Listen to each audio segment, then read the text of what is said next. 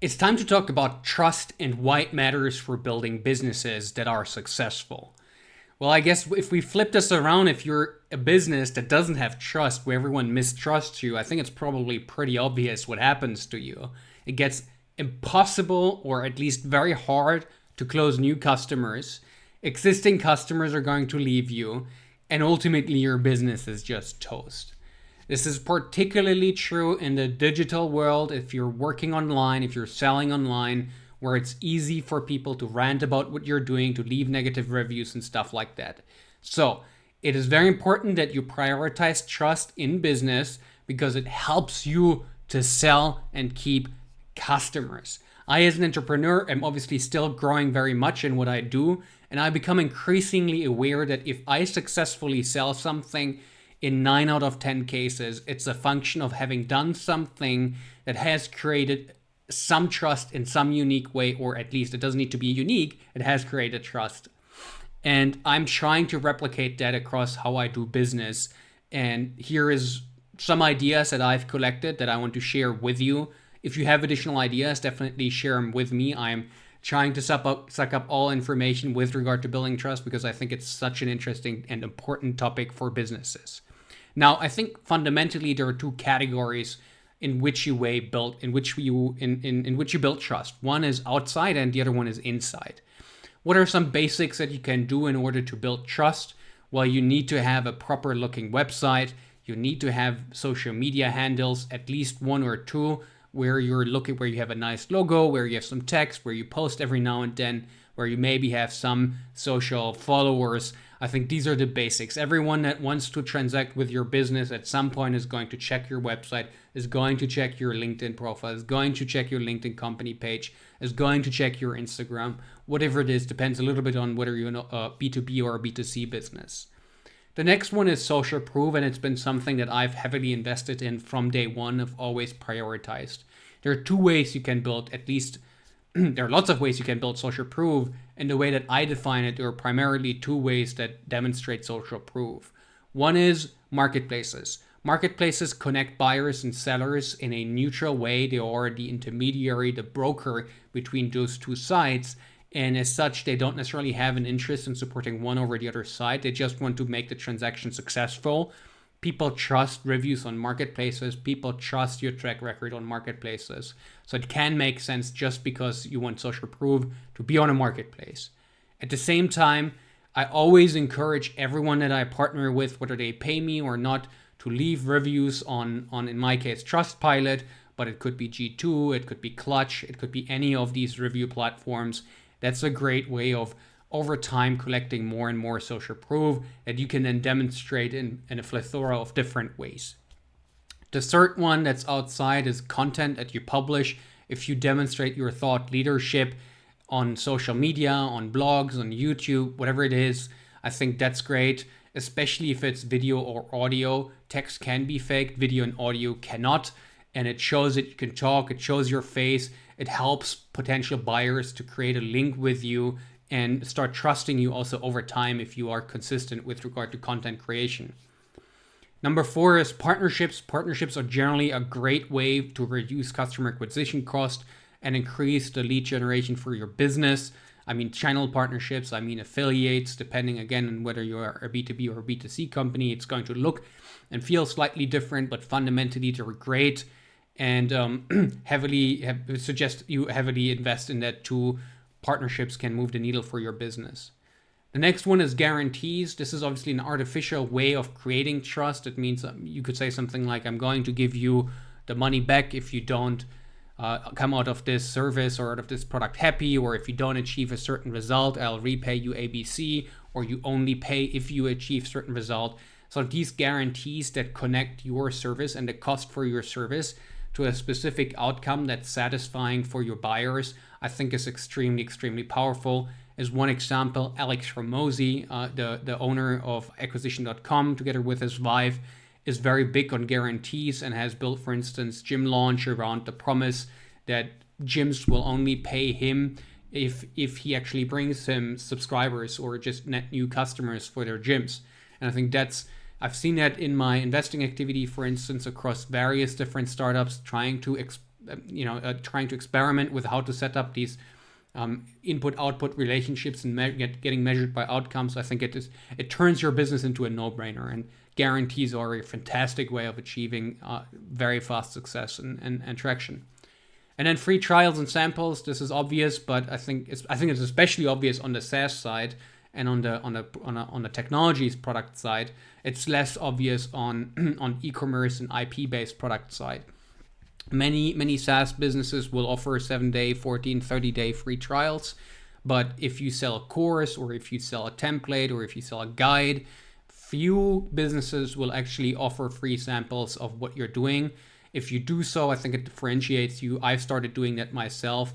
Haven't collected so much data yet, so this is conceptual what I'm saying here, but I'm pretty convinced that this should help me especially, or at least I can't speak for other people, of course, will help me sell my products.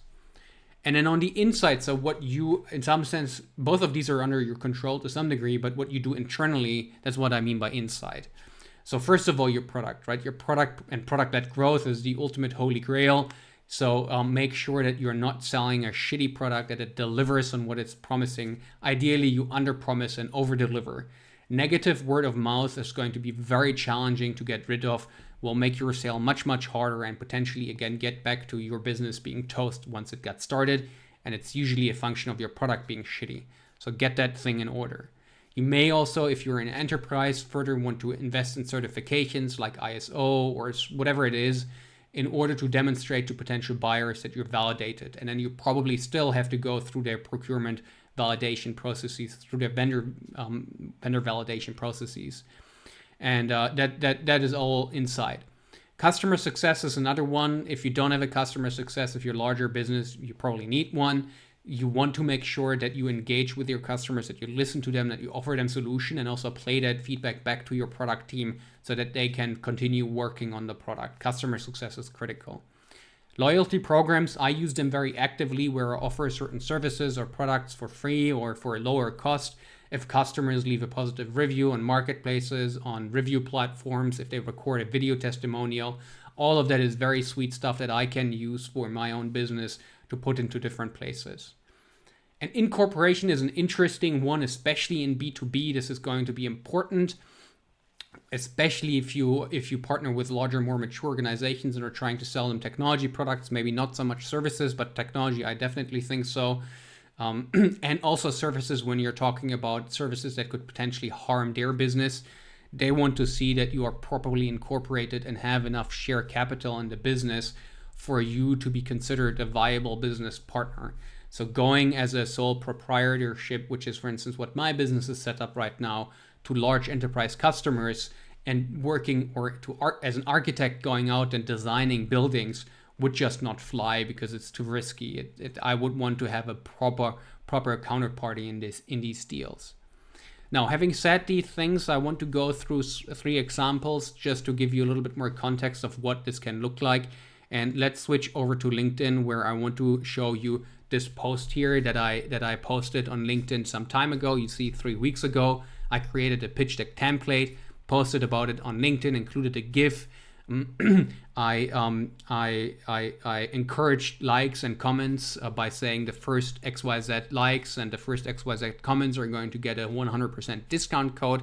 And that led to traction far beyond the 100 comments that I was looking for on this post, but including also other posts. As you can see, it has been reposted 11 times. And some of these reposts were by people that are deep in the startup ecosystem that other entrepreneurs trusted, where they said things like, hey, you shouldn't miss this pitch deck template. I really trust this guy. And that didn't just lead to me handing out 100% discount codes, but I had, a ton of sales coming through this. Still surprised that it worked that well. But this is a function of using social media in your content strategy in such a way that others will share it, which creates trust. And it comes all back, right? I continue to appreciate more and more how important and how much easier it gets to sell when you have trust. If you don't have trust, if you try to do plain vanilla paid advertising, you will have terrible click-through rates, terrible costs per lead. Most people will spend 10, 15, 20 seconds on your page, if at all, and drop out again. And it just feels extremely wasteful. And that's where trust comes in. So this is one example. Let me share another one here that I found interesting. This is from Reddit, where I also posted a bunch of times and especially started to comment on on the questions of other people. Reddit is, I love the Reddit community because it's so honest and useful and largely non-commercial, which is kind of tricky as a business owner too, but there are ways to solve that. And this is one way. In this case, there was a question about websites and apps that someone would recommend to new businesses and startups. And I generally posted every tool that I can think of that I'm using by standard, like Zoom, Slack, OneDrive, Sendinblue, but also that I found surprisingly powerful, like Canva, Notion, Loom, and obviously this will change over time. And then at the end, I included, as you can see, some language around self-promotion. I created this tool called Spectre, where I try to help startups and businesses understand their customers better, which I think is one of the primary root causes why so many businesses don't have product market fit, which ultimately leads to them failing. And this comment led to a bunch of people signing up for my product pretty much immediately. I think it worked, one, because I got upvotes. The post overall got upvotes because I included other useful content in here. No one really hated me for including some self-promotion. And frankly, I also transparently declared doing so. And it worked surprisingly well. When I tried to run paid advertisements for Spectre on Reddit and outside of Reddit, it didn't work nearly as well. So this was something I was trying to replicate. It's obviously not that easy to replicate consistently, but when you see an opportunity to present yourself in this trusted manner, do it and use it. And here is another one, my website, just to give you a little bit of background in terms of how I use it, and a couple of instances. The first one that you will see is that I include my 3 badges down here. So we are expert vetted on Upwork, and we're top rated plus on Upwork, which is a function of being among the top 1% of freelancers and consultants on that platform. We have lots of positive reviews on Trustpilot. There are links so people can go there. So that's one instance where we use social proof. The next one obviously is our customer logos on this website. And then if I continue scrolling down, let me just get through this. I have included strategic partnerships with Ötzbar and Funden, including some logos that they work with. I included reviews from customers down here. And again, Trustpilot and Upwork, as well as all of the outlets that we have been featured in, quoting some stuff that is relevant about building startups and scaling them. And then down here, I have our social media. I have an address and a phone. Well, actually, I've removed my address. I have a phone number and an email. And I have different badges. I get the 3 different badges here again. And I think it's also not to be underappreciated to have policies, for instance, on your website. But generally, consumers and users generally will look for policies to make sure that they can get their data deleted, for instance, and all of that contributes to your trust building activities. And then I also have a bunch of videos on here where I show my face. You can, like this video here, you can hear me talk. You see what I say, and all of that stuff has helped me to just demonstrate that I'm a thought leader, which is one of the things that I was talking about on this slide here, essentially, as part of content. So I'm using all of these points actively across my business. Some of them are working, some of them, of course, are not, but that's fine. And we're in a lab, we're experimenting. You have to try it. That's it from my side. Hope you found this useful. If you have questions, leave them in the comment section below. Leave me a thumbs up if you want more of this type of content. It is a signal for me in terms of what makes sense, what is not clear, what is not appreciated. And I'm obviously continuously working on new content about building, scaling businesses, about startups, about mentor as a service for enterprises, and other kinds of stuff that I find interesting. So subscribe to the channel if you want to be updated with regard to that new content dropping. All right, that's it. Have a great day. Bye-bye.